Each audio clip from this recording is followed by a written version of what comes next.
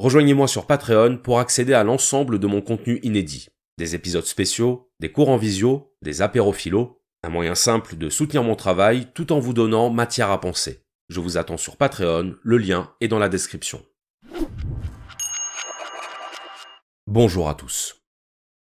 Aujourd'hui, on va parler des 4 accords Toltec. Les 4 accords Toltec, c'est le titre d'un livre extrêmement connu, écrit par l'auteur mexicain Don Miguel Ruiz et publié en 1997. Ce livre a été un best-seller, vendu à plusieurs millions d'exemplaires à travers le monde. Et dans ce livre, Don Miguel Ruiz nous expose ce qu'il présente comme étant les 4 principes fondamentaux de la spiritualité toltèque. Alors, il va falloir contextualiser un peu les choses. Les Toltecs, c'est un ancien peuple de Mésoamérique, donc l'actuel Mexique. Et je précise que, contrairement à ce qu'on entend parfois, le Mexique, ce n'est pas l'Amérique du Sud, c'est la Mésoamérique, l'Amérique du milieu. Et donc les Toltecs, c'est un peuple qui aurait vécu avant les Aztèques. Sachant que les Aztèques, c'est le XIVe siècle, les Toltecs, c'est le Xe siècle. Et là où les choses se compliquent, c'est que la majeure partie de ce qu'on sait sur les Toltecs nous vient de ce qu'en ont dit les Aztèques, et qu'il est difficile de savoir où s'arrête le récit historique et où commence le récit mythique. Par exemple, les Aztèques disent que les Toltecs sont les descendants des Atlantes. L'ennui, c'est qu'historiquement parlant, l'existence des Atlantes n'est pas attestée. Ça ne veut pas dire qu'ils n'ont pas existé, mais ça veut dire qu'on n'en a pas la preuve. Autre exemple, les Aztèques nous disent que les Toltecs sont les inventeurs de la médecine, qu'ils sont les inventeurs du calendrier, et qu'ils avaient des connaissances extrêmement poussées en architecture. Preuve en est, puisque là pour le coup on a des preuves, le site archéologique de Tula, sur lequel on retrouve à la fois 2 pyramides, dont une dédiée au dieu Quetzalcoatl, le dieu serpent à plumes, et 4 statues en basalte représentant des Atlantes. D'ailleurs, il faut savoir que le nom Toltec, ça veut dire bâtisseur ou artisan. Donc leur génie architectural est pour ainsi dire inscrit dans leur nom. Et alors évidemment, vous vous en doutez puisque sinon vous ne seriez pas en train d'écouter cet épisode, les Toltecs sont aussi décrits comme de grands philosophes. Plus que des philosophes, des sages. Le philosophe étant celui qui aspire à la sagesse, le sage, lui, la possède. Je vous parlais tout à l'heure de Quetzalcoatl, le dieu serpent à plumes. Dans la plupart des civilisations, la plume est un emblème de l'esprit, de l'élévation par l'esprit. Car la plume, c'est l'attribut des animaux ailés, donc des animaux qui volent dans le ciel. L'idée suggérée, c'est donc que la connaissance vient du ciel. Vous en tirez toutes les interprétations que vous voulez. Et donc une fois qu'on a dit tout ça, la question c'est de savoir quels sont ces 4 accords dont nous parle Don Miguel Ruiz. Je vais vous les citer, et ensuite on rentrera dans le détail. Accord numéro 1, que votre parole soit impeccable. Accord numéro 2, quoi qu'il arrive, n'en faites pas une affaire personnelle. Accord numéro 3, ne faites pas de suppositions. Accord numéro 4, faites toujours de votre mieux. Alors ces 4 principes, je dois préciser tout de suite qu'on ne les trouve pas directement dans les textes Toltec. Tout simplement parce qu'il n'y a pas de texte Toltec. Les Toltecs n'avaient pas d'écriture. Ces principes, c'est Ruiz qui les a formulés en s'inspirant de la tradition orale et des valeurs spirituelles attribuées aux Toltecs. Donc on est sur de l'interprétation libre. Et si on devait résumer l'état d'esprit général de ces 4 accords Toltec, on pourrait le résumer ainsi. Être en paix. Être en paix avec le monde, être en paix avec les autres, mais aussi, et peut-être même surtout, être en paix avec soi-même. Et être en paix, ça veut dire quoi? Ça veut dire accepter. Accepter et s'accepter. Ça veut dire arrêter de juger, arrêter d'accuser, arrêter de critiquer. Parce qu'aujourd'hui, nous dit Ruiz, nous critiquons tout. Nous jugeons tout. Nous jugeons les autres, nous nous jugeons nous-mêmes, nous jugeons ce que nous faisons et ce que nous ne faisons pas, nous jugeons ce que font les autres et ce qu'ils ne font pas. Nous nous comportons comme des examinateurs. Et ce comportement d'examinateur, ce comportement d'accusateur, nous l'avons normalisé. Nous l'avons normalisé, ça veut dire qu'au quotidien, on passe notre temps à chercher tout ce qui ne va pas, à souligner tout ce qui ne va pas, au point de générer à l'intérieur de nous une pollution mentale et émotionnelle permanente. Si vous me suivez, vous connaissez mon intérêt pour le stoïcisme. Et vous savez que les stoïciens nous disent, ce qui trouble les hommes, ce ne sont pas les choses, mais les jugements qu'ils portent sur les choses. C'est exactement ça. Nous jugeons les choses, et ce besoin de juger devient une modalité ordinaire de notre rapport au monde. Nous rencontrons quelqu'un, nous le jugeons. Nous le jugeons sur son apparence, nous le jugeons sur son faciès, nous le jugeons sur notre ignorance de ce qu'il est. Nous faisons quelque chose, nous le jugeons. Nous entendons des choses avec lesquelles nous ne sommes pas d'accord, nous jugeons celui qui les prononce. Et on fait ça pour tout. On distribue les bons et les mauvais points, surtout les mauvais. Comme si ça nous conférait une supériorité sur les personnes qu'on juge. Mais l'ennui, c'est que pendant qu'on passe son temps à chercher tout ce qui ne va pas, la vie s'écoule. Et on arrive à la fin de sa vie en l'ayant passé à se focaliser sur ce qui n'allait pas. Autrement dit, on donne sa vie au négatif. On sacrifie sa vie au négatif. C'est ça, le résultat objectif de ce comportement. Vivre dans le négatif, c'est vivre pour le négatif. Alors évidemment, quand on est dans ce rapport négatif aux choses, on ne s'en rend pas compte. On ne s'en rend pas compte ou alors on le justifie. On le justifie en disant par exemple qu'on critique pour améliorer, ou que la critique est nécessaire, qu'il faut bien mettre le doigt sur les problèmes. Et celui qui nous dira que ce n'est pas normal, qu'il faut accepter les choses et cesser de juger tout et tout le monde, on le traitera de bisounours, on le traitera de naïf, d'utopiste. Bref, on lui fera comprendre que c'est lui qui n'est pas normal. Ce que nous dit Ruiz, c'est qu'il s'agit là d'une inversion. Parce qu'en réalité, celui qui critique ne le fait pas pour améliorer les choses, il le fait parce qu'il s'y est habitué, parce qu'il y est conditionné.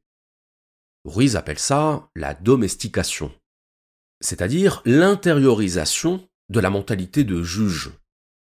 Depuis l'enfance, nous sommes conditionnés à tout juger, conditionnés par l'éducation, conditionnés par la société, conditionnés par ce que Ruiz appelle le rêve de la société.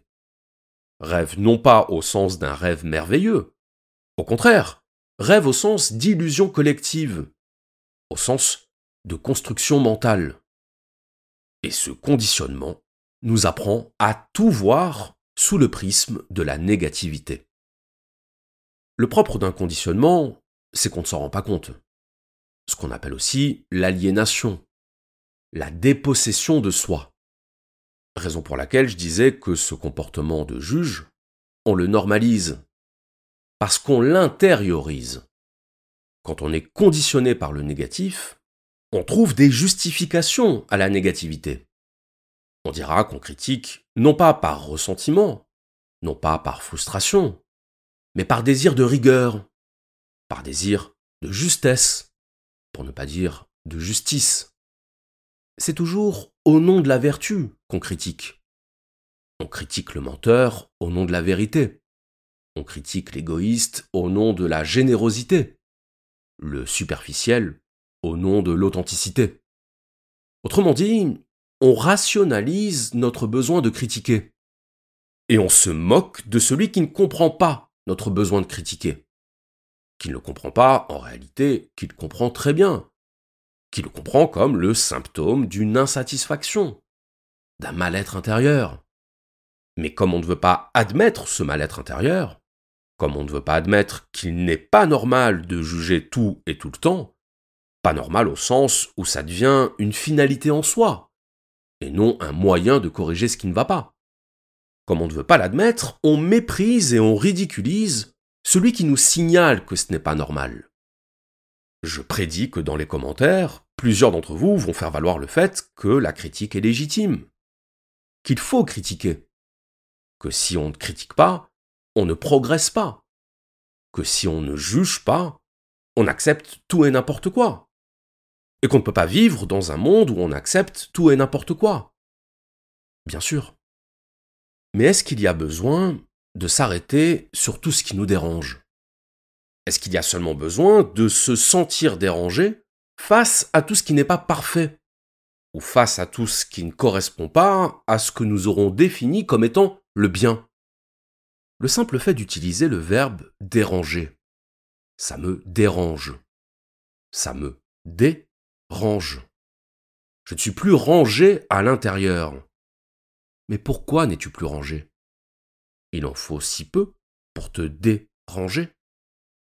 Alors, pour le coup, c'est qu'il y a un problème. Mais il se pourrait bien que le problème ne soit pas dans les choses autour de toi, mais à l'intérieur de toi. Qu'il ne soit pas dans le monde, mais dans ton œil et dans ton esprit.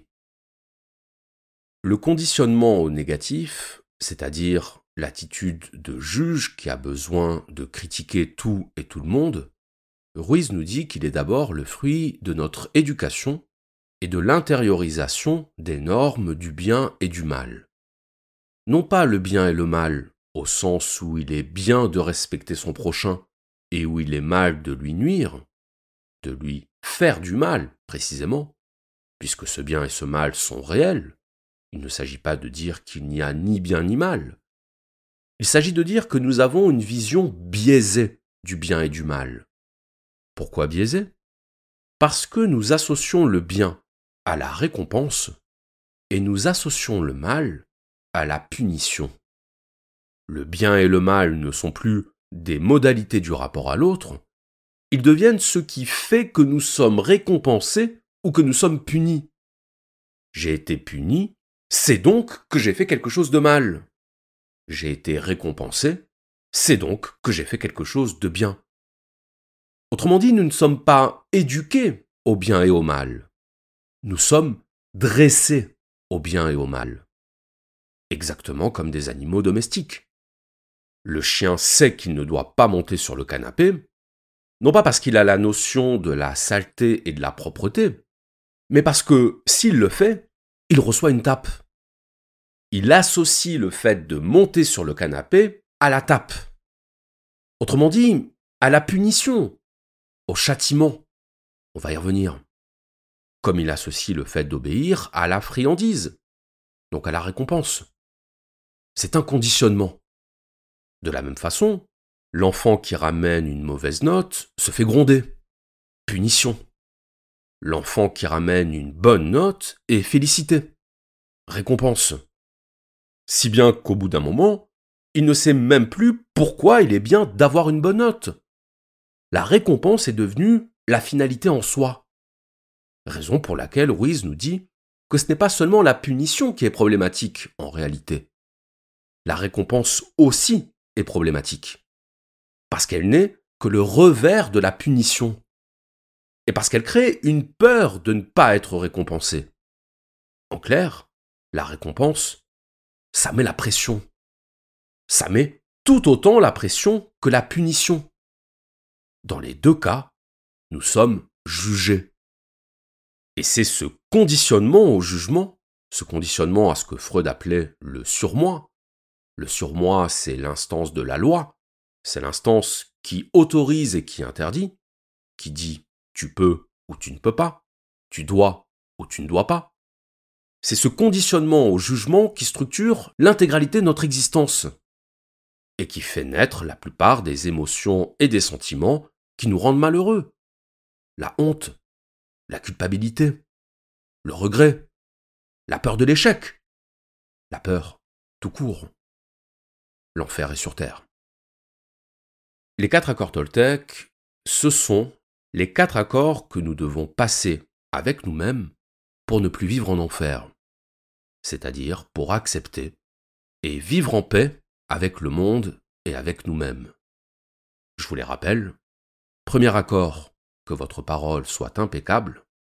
Deuxième accord, quoi qu'il arrive, n'en faites pas une affaire personnelle. Troisième accord, ne faites pas de suppositions. Quatrième accord, faites toujours de votre mieux. Alors une fois qu'on a énoncé ces 4 accords, il faut creuser un peu.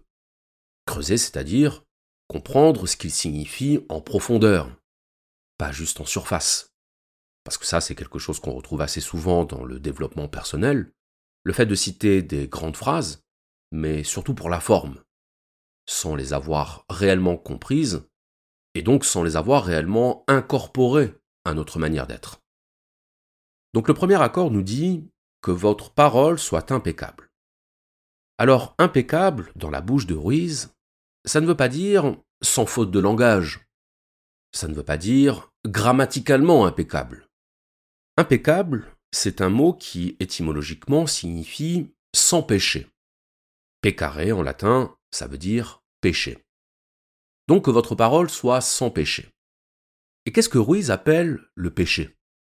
Bien justement, pour lui, le péché, c'est l'accusation. C'est le besoin d'accuser. D'accuser les autres ou de s'accuser soi-même. Donc vous voyez ici qu'on n'est pas du tout dans le sens religieux du mot péché, qu'on est même dans un sens opposé au sens religieux. Pourquoi opposé? Bien parce que dans la religion, le péché, c'est précisément ce dont on est accusé. Dans le christianisme, on a par exemple les 7 péchés capitaux. Colère, avarice, envie, orgueil, gourmandise, paresse et luxure. Or, le propre d'un péché, de ce que la religion appelle un péché, c'est d'être culpabilisant. On doit se sentir coupable de commettre un péché. Et on doit désigner comme coupable celui qui commet un péché. Autrement dit, le péché fait peser sur nous la menace du jugement et la menace de la punition. Pire encore, on se sert du péché, on prend prétexte du péché pour assouvir notre besoin de punition. On est exactement dans ce que disait Nietzsche. Nietzsche disait « La religion prétend élever l'homme, mais en réalité, elle cherche plutôt à le rabaisser. Elle cherche à l'indigniser, à le rendre indigne. Et elle le fait évidemment au nom du bien. Au nom du bien, on condamne l'être humain d'être un être humain. On le condamne d'avoir des désirs humains, des penchants humains, des pulsions humaines. Dans certaines sectes religieuses, je pense par exemple à la secte des flagellants au Moyen Âge, les flagellants considéraient qu'il fallait s'infliger des châtiments corporels pour se purifier. Donc ils se flagellaient en public pour donner l'exemple aux fidèles. Flagellum, c'est le fouet. Le fouet est le fléau. On combat le fléau par le fouet. On élimine les pensées impures par l'infliction d'une punition. Et c'est là qu'on voit à quel point les deux idées sont associées. Pureté, punition. Pureté, châtiment. Remarquez que châtier, c'est à la fois punir et rendre chaste. Punir pour rendre chaste. Donc la pureté est associée à la punition. La vertu est associée à la punition. On se punit d'avoir mal agi et on punit les autres pour avoir mal agi. Eh bien, ce que nous dit Ruiz, c'est qu'on a beau être sorti du Moyen-Âge, on a beau être sorti du fanatisme religieux, on se comporte toujours comme des fanatiques religieux, c'est-à-dire comme des personnes qui ont intériorisé leur rôle de juge et de bourreau. Et donc dire que notre parole doit être impeccable, c'est dire que notre parole ne doit plus être porteuse d'accusation. Elle ne doit plus être porteuse de culpabilisation. Tout simplement parce que la culpabilisation n'est pas un moyen efficace. Ou plutôt, c'est un moyen efficace pour créer des individus honteux, des individus peureux, des individus qui s'excusent d'exister. Honteux, peureux, donc malheureux. Prenez quelqu'un qui a été éduqué dans une famille très stricte, à qui on aura inculqué depuis l'enfance que rien de ce qu'il fait n'est assez bien, qu'on n'aura jamais félicité, jamais encouragé, qu'on aura conditionné à la peur de mal faire. Cet individu transmettra cette peur autour de lui. Il la transmettra directement, par exemple en éduquant ses propres enfants dans cette même peur, dans cette même sévérité qui aura fait naître sa peur, et il la transmettra indirectement par la négativité de ses paroles. Et c'est ça qui permet de comprendre en quoi il faut neutraliser la négativité dans nos paroles. Utiliser la parole non pas pour détruire et pour punir, mais pour encourager et pour élever. Quand on dit du mal de quelqu'un, que ce soit en face de lui ou même dans son dos, on fait circuler de la négativité. On répand un poison, une énergie toxique. La médisance, littéralement le fait de médire, c'est-à-dire de maudire, c'est diffuser le poison du négatif. On parlait tout à l'heure des stoïciens. Les stoïciens disaient « Ne pense jamais quelque chose que tu n'assumerais pas de dire en public. Que tes pensées ne soient pas plus secrètes que tes actions. » C'est exactement ça. Ce qu'on dit en public, on doit l'assumer. Ce qu'on dit en privé, ou de façon anonyme, caché derrière son clavier, ou depuis un autre pays, on le dit avec cette conscience qu'on n'aura pas à l'assumer. Raison pour laquelle les réseaux sociaux sont le lieu par excellence de la toxicité. Parce que c'est le lieu de la parole inconséquente. Enfin, jusqu'à un certain point. La médisance n'est pas un accident de la modernité numérique, elle en est un effet structurel. Et alors là, on pourrait se dire, oui mais, si on doit s'empêcher de dire du mal de quelqu'un, alors qu'on en pense du mal, si on doit juste retenir nos paroles, bien que dans le fond, on n'en pense pas moins. Mais quelque part, c'est de l'hypocrisie. Oui, on est bien d'accord. Mais la vraie question n'est pas pourquoi tu devrais t'interdire de dire ce que tu penses. La vraie question c'est pourquoi penses-tu du mal? Le fait de penser du mal de l'autre, c'est déjà ça le problème. Le fait de le dire n'est finalement que l'extériorisation du fait qu'on le pense. Mais pourquoi pensons-nous du mal des autres? Et là, il n'y a pas 50 réponses. Il y en a deux. Soit on pense du mal gratuitement, c'est-à-dire sans que la personne n'ait rien fait pour qu'on pense du mal d'elle, et dans ce cas-là, le problème vient de nous. Soit on pense du mal parce que la personne nous a d'abord fait du mal, et donc le mal qu'on pense d'elle n'est finalement qu'une réponse à ses propres actes ou à ses propres paroles, et dans ce cas-là, en lui répondant par le mal, nous perpétuons ce mal. Dans les deux cas, ce qu'on fait n'a pas de sens. Ça n'a pas de sens, à part d'entretenir le cycle de la négativité. Alors, il y a quand même un troisième cas de figure. Un troisième cas de figure dans lequel beaucoup d'entre nous vont se reconnaître. Ce cas de figure, c'est quand la personne ne nous a rien fait à nous personnellement, mais elle a fait ou elle a dit quelque chose qui nous a déplu. Déplaire, c'est occasionner du déplaisir. C'est occasionner une contrariété, un mécontentement. La médisance sera alors un moyen d'évacuer notre mécontentement. Très bien. Mais en faisant ça, qu'est-ce qu'on vient de faire? On vient de se fabriquer un ennemi.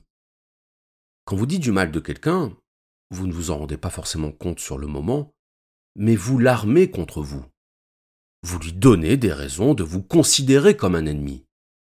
Croire que critiquer quelqu'un serait un moyen efficace de le pousser à la remise en question, ou de l'aider à corriger ses erreurs, à prendre conscience que son comportement est problématique, ce n'est pas seulement naïf, c'est absurde. Ça produit exactement l'inverse, le retranchement dans ses positions, ce qu'on appelle la réactance. La réactance, c'est une réaction d'autodéfense qui fait que quand on est attaqué, on se replie, on se crispe et on contre-attaque. faut pas sous-estimer l'impact de la petite parole médisante, de la petite remarque sarcastique, de la petite pique en passant. Parce que c'est précisément ça qui est à l'origine de toutes les passions liées à la vengeance de l'ego. Dire du mal de quelqu'un, c'est obéir à un besoin de l'ego. Répondre à ce mal, c'est aussi obéir à un besoin de l'ego. Donc c'est ego contre ego. Et par définition, ce que veut l'ego, c'est triompher. Et le seul moyen que l'ego a de triompher, c'est d'écraser l'autre. L'ego ne connaît pas la demi-mesure. L'ego, c'est la démesure. La guerre des égos, c'est une guerre à mort. Et dans le cadre d'un conflit verbal, c'est une guerre avec munitions illimitées. Une guerre qui peut littéralement s'éterniser. Et comment appelle-t-on une situation de guerre éternelle, et donc une situation de souffrance éternelle? L'enfer. On en parlait tout à l'heure. L'enfer n'est pas sous terre, il est sur terre. Il est dans notre ego. Sartre disait « L'enfer, c'est les autres ». Il voulait dire par là que quand nos rapports avec l'autre sont viciés, quand nos rapports avec l'autre sont tordus, nous sommes en enfer. Parce que l'autre nous fait vivre un enfer. Et nous lui faisons vivre un enfer en retour. Dans la plupart des textes mythologiques et religieux, l'enfer, c'est ce qui se trouve en bas, au cœur de la terre. Or, il se trouve que le cœur de la terre, c'est à la fois là où il fait le plus chaud, le noyau terrestre, c'est environ 6000 degrés, et en même temps, c'est là où la pression est maximale, 350 gigapascales, soit 3,5 millions de fois la pression à la surface de la Terre. Il est donc intéressant que les anciens aient choisi de placer l'enfer au cœur de la Terre, car l'enfer dont on parle, l'enfer de la rivalité des égos, c'est le feu de l'émotion négative, le feu de la vengeance et du ressentiment. Et c'est aussi la pression émotionnelle que l'autre exerce sur nous. Une pression telle qu'il nous est impossible de la retenir, et qu'au bout d'un moment, on explose. L'ego est une spirale dans laquelle on s'enfonce, toujours plus profondément. On tombe en enfer, on y chute, précisément parce que c'est là où la gravité est la plus forte. L'idée de pesanteur. La pesanteur, c'est le contraire de la liberté. C'est la matière. On est condamné à l'enfer. L'enfer est une prison. Une prison dans laquelle on se maintient en jouant le jeu de la guerre des égos. On se condamne à vivre dans le conflit avec l'autre, dans cette négativité dont on ne peut plus sortir, et ce faisant, on se fabrique un enfer. L'ego nous rabaisse. Et si l'ego nous rabaisse, il le fait d'autant plus qu'il prétend se hisser au-dessus des autres.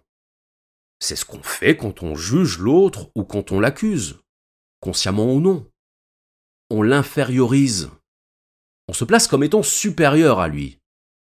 Seul celui qui est au-dessus des autres, seul celui qui a de la hauteur sur le monde, peut juger le monde.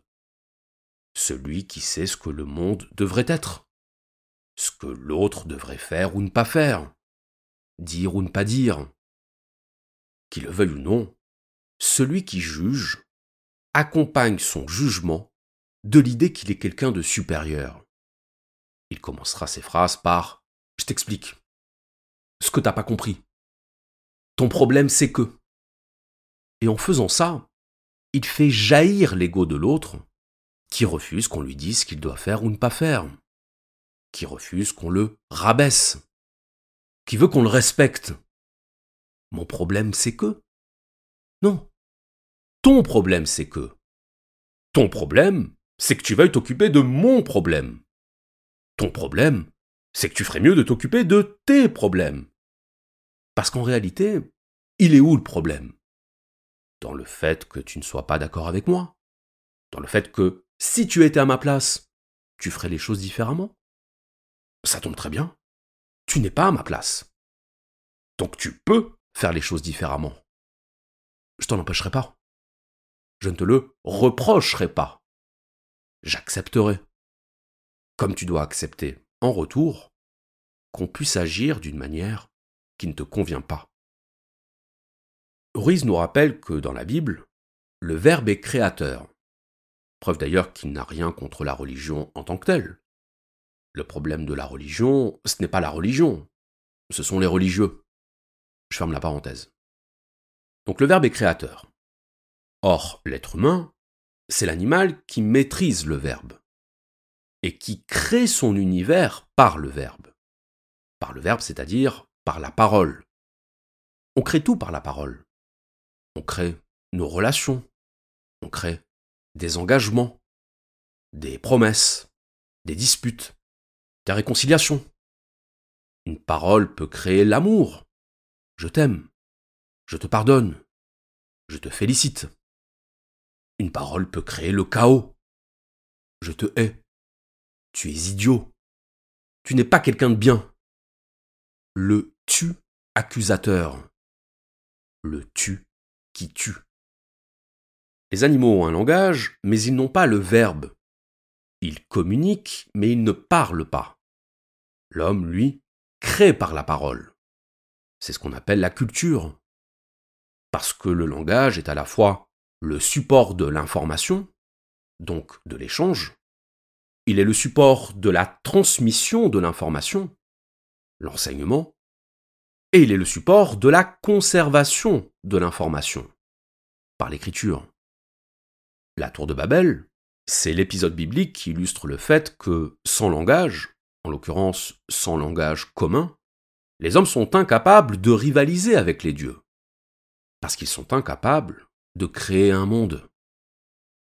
Donc dire que le langage est créateur, que la parole est créatrice, c'est dire qu'à chaque fois que nous nous exprimons, nous produisons un effet sur la réalité.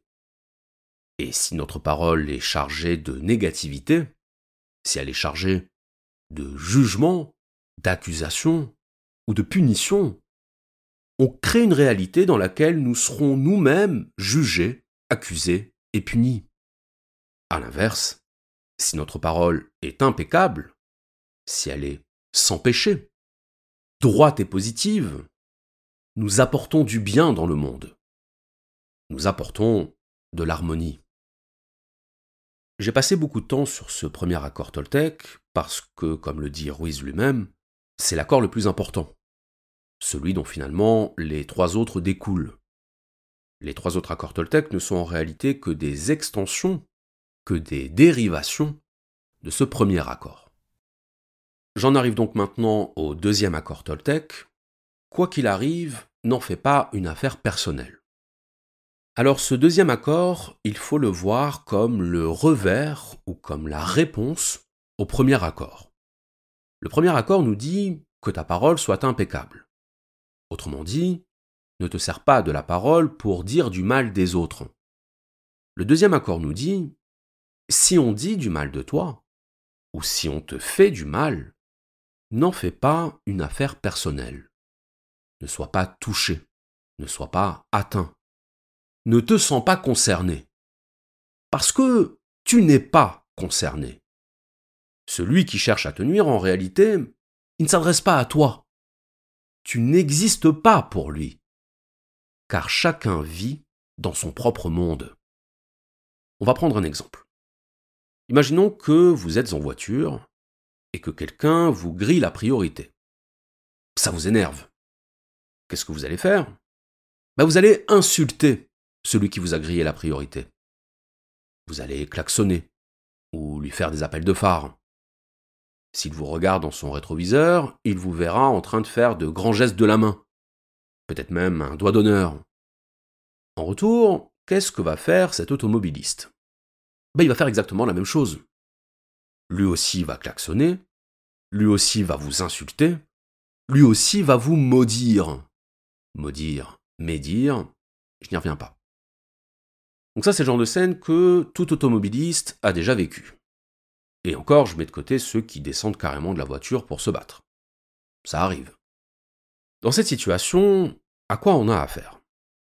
On a affaire à deux individus qui ne se connaissent pas, qui ignorent tout l'un de l'autre, et qui pourtant s'insultent.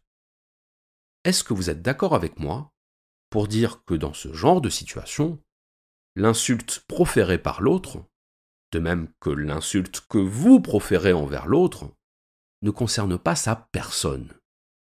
Est-ce que vous êtes d'accord pour dire que ce n'est pas la personne que vous insultez, mais la situation qu'elle a provoquée? Bien, si vous êtes d'accord avec ça, vous admettez qu'il ne faut pas prendre les choses personnellement. Quand quelqu'un nous grille la priorité, qu'est-ce qu'il fait par rapport à nous? Il nous met en danger. Ce danger, on l'éprouve sous la forme d'un stress. Et c'est ce stress que nous extériorisons par l'insulte. Autrement dit, l'insulte n'est qu'une manière de se libérer d'une tension intérieure, la tension générée par la situation. D'ailleurs, ce qui est drôle, c'est quand ça nous arrive avec quelqu'un qu'on connaît, mais qu'on n'a pas reconnu sur le moment. On se met à l'insulter, et puis quand on s'aperçoit qu'en fait on la connaît, on est gêné. On est gêné parce qu'on ne pensait pas ce qu'on disait à son sujet. Donc c'est bien la preuve que ce n'est pas la personne qu'on vise. Ne pas prendre les choses personnellement, c'est comprendre que lorsque cet automobiliste vous grille la priorité, il ne le fait pas parce que c'est vous. Il ne sait pas que c'est vous. Il ignore votre existence. Il ne le fait pas parce que c'est vous.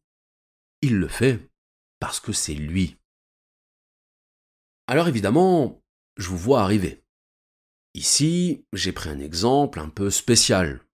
Un exemple dans lequel on sera tous d'accord pour dire qu'il ne faut pas prendre les choses personnellement, au sens où ce n'est pas à nous personnellement que la personne cherchait à nuire. Mais le fait est qu'il y a des cas où la personne qui nous cause un préjudice, qui nous insulte ou qui nous fait du mal, elle le fait à nous personnellement. Par exemple, si vous êtes en train de parler, et que quelqu'un vous coupe la parole et vous dit « C'est idiot ce que tu dis. Tu es un idiot. » Bon, dans ce cas-là, c'est bien à moi qu'il s'adresse. C'est bien ma personne, c'est bien mon intelligence, mon opinion qu'il dénigre. Oui ou non? Bien en réalité, non. Non parce que quand une personne réagit à ce que vous dites ou à ce que vous faites, elle ne réagit pas à vous, elle réagit à ce que votre parole ou à ce que votre attitude aura déclenché en elle. En d'autres termes, elle réagit à elle-même. Elle réagit à sa représentation interne. Imaginons par exemple que vous disiez « Je suis pour la légalisation des drogues ». Et en face de vous, vous avez une personne dont le conjoint est mort d'une overdose. Si la personne se met à vous insulter, est-ce que vous pensez que c'est juste parce qu'elle est en désaccord avec vous? Ou est-ce que c'est parce que votre parole aura éveillé en elle une douleur émotionnelle? Parce que votre parole lui aura rappelé une expérience personnelle qui l'a profondément meurtri. On réagit à ce que disent ou à ce que font les autres à hauteur de ce que ça soulève en nous. Et c'est ça la leçon du deuxième accord Toltec. Ce que les gens nous disent ou ce que les gens nous font a pour point d'origine non pas notre personne, mais ce qui les travaille intérieurement. Nous ne sommes que le révélateur de ce qu'est la personne. En résumé, lorsqu'elle agit contre nous, elle réagit à elle-même. Quand quelqu'un vous ment, il ne vous ment pas parce que c'est vous. Il vous ment parce que c'est lui. Parce qu'il a peur, parce qu'il a honte, parce qu'il ne veut pas vous décevoir. Quand quelqu'un vous fait un reproche, ce n'est pas parce que c'est vous. C'est parce que c'est lui. C'est parce que c'est lui qui a un problème avec votre comportement. C'est lui qui exprime son intolérance personnelle à ce dont vous n'aurez été que le rappel. Même quand il y a intention de vous nuire, l'autre règle un problème avec lui-même. Vous n'êtes que l'accessoire de sa confrontation à lui-même.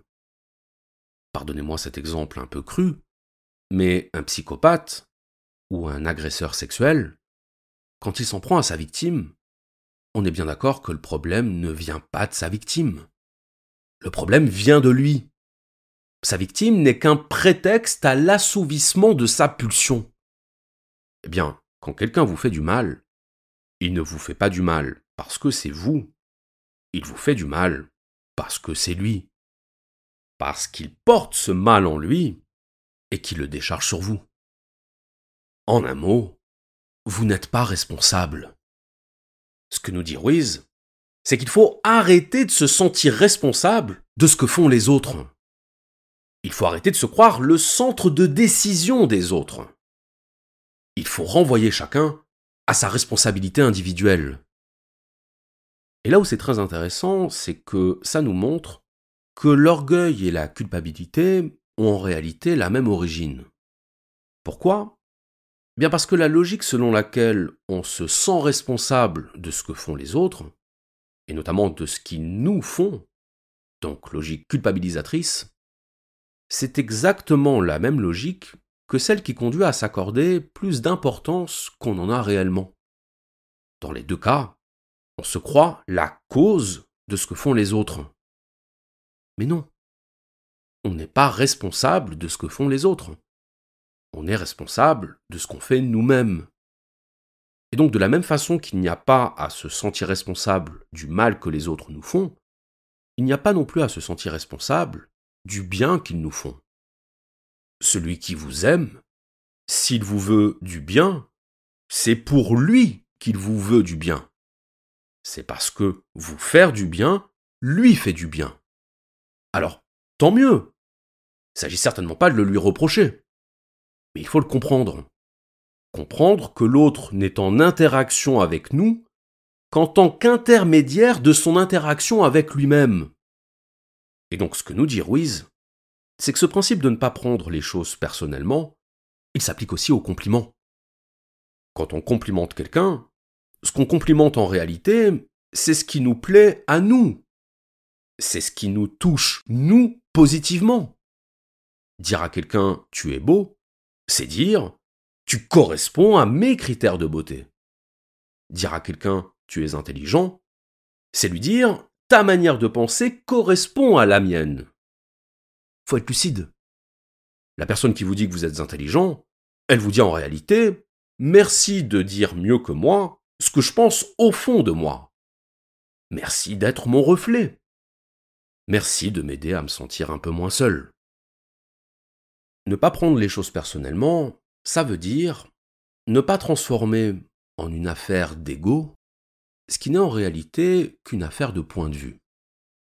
L'autre ne connaît de nous que le point de vue qu'il a sur nous. Quand il parle de nous, il ne parle pas de nous. Il parle de son point de vue sur nous.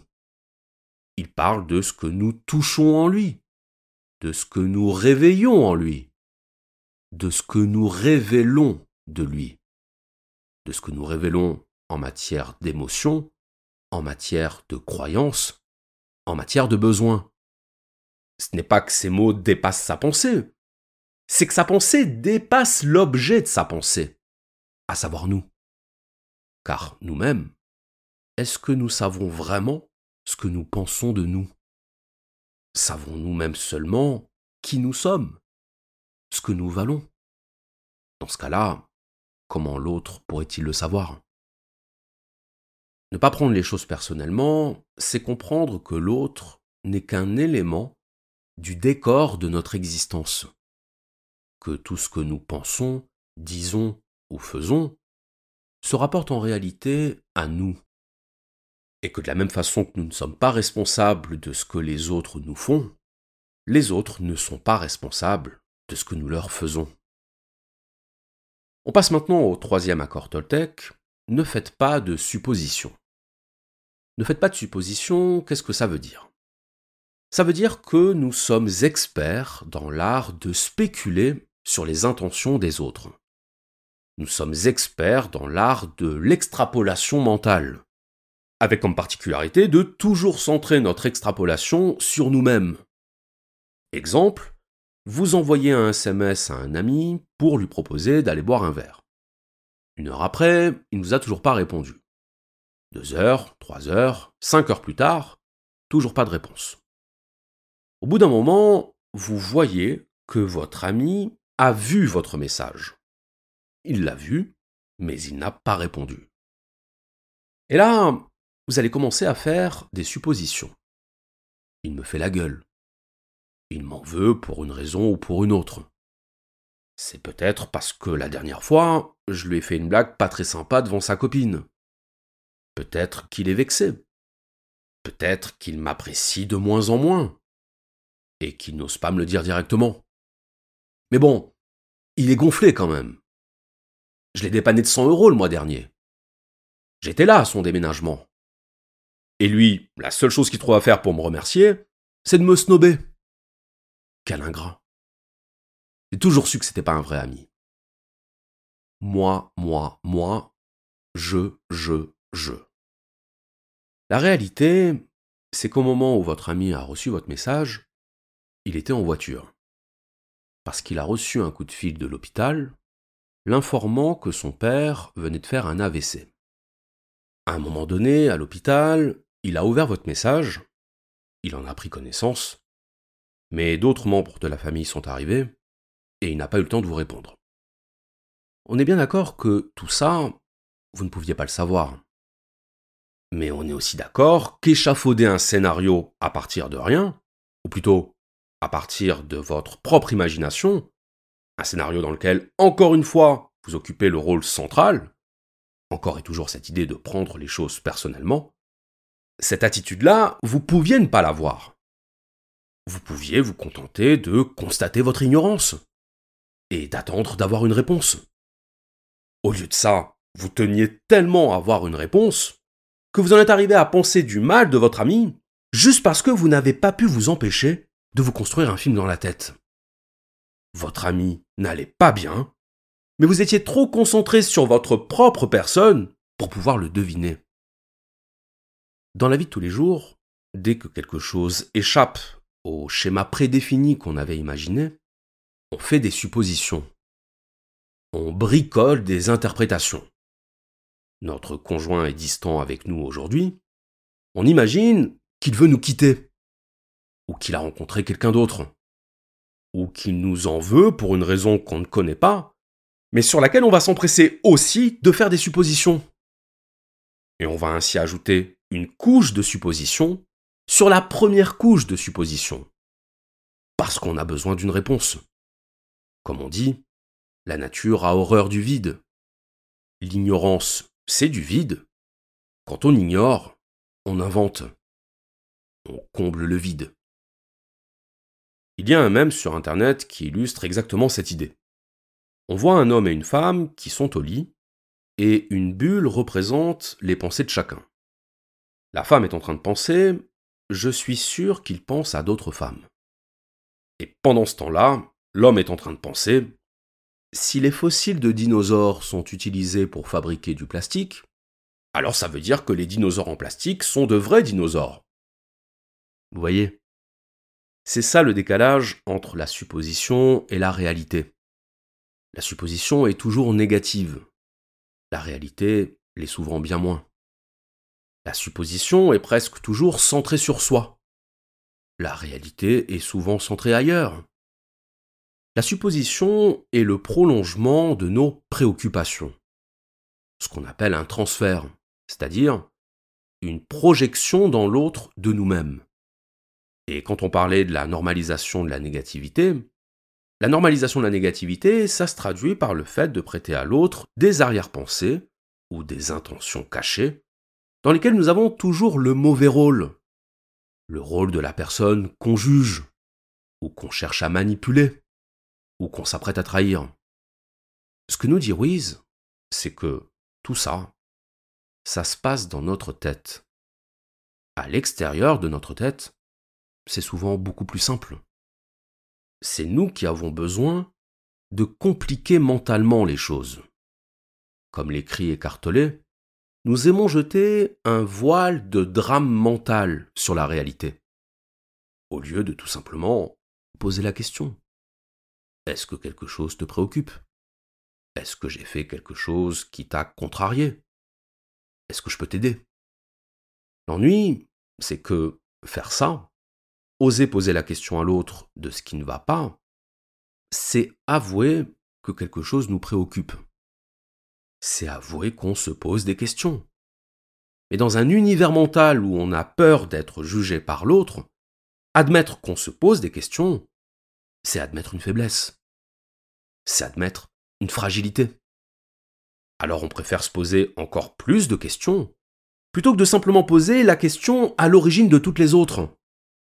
Et plus on fait ça, plus on reste seul avec ces questions, et avec les suppositions censées y répondre, plus on crée de l'isolement, plus on crée une distance vis-à-vis de l'autre, distance qu'on regardera ensuite comme la preuve que nous avions raison de nous poser des questions, que nos suppositions étaient justifiées.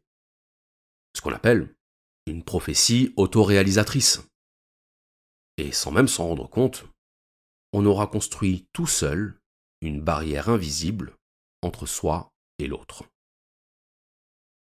Le 4e accord Toltec, c'est l'accord qui nous dit « Faites toujours de votre mieux ».